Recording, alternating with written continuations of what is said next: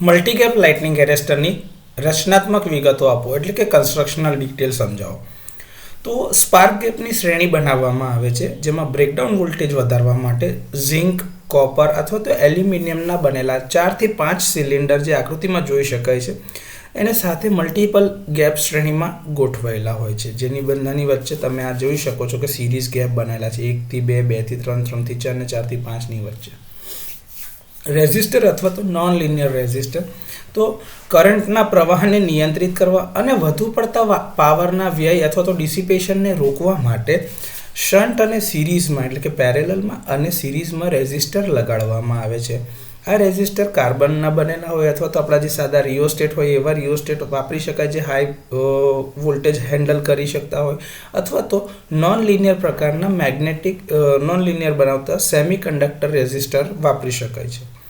Insulating housing, તો insulation અને mechanical safety પૂરી પાડવા માટે પોર્સેલિન, કાચ અથવા તો પોલિમરથી બનેલા ઇન્સ્યુલેટિંગ હાઉસિંગ વપરાય છે. ઇલેક્ટ્રોડ્સ, યોગ્ય આર્કિંગ સુનિશ્ચિત કરવા માટે તાંબા, પિત્તળ અથવા તો અન્ય કંડક્ટર મટીરિયલના બનેલા ઇલેક્ટ્રોડ વાપરી શકાય છે. જે આ ઇલેક્ટ્રોડ છે એની વાત છે, એનું મટીરિયલ છે.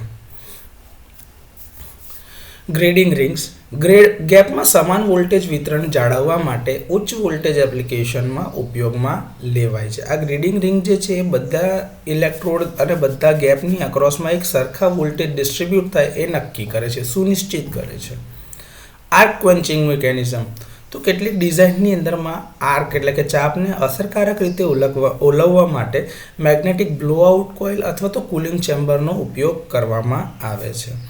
આ જે ગેપ હોય છે એની અંદર એર ગેપ જ સિમ્પલ રાખવામાં આવે છે, જેથી કરીને એનું કંડક્શન અને આઇસોલેશન અથવા તો ઇન્સ્યુલેશન આપવું સરળ બની શકે.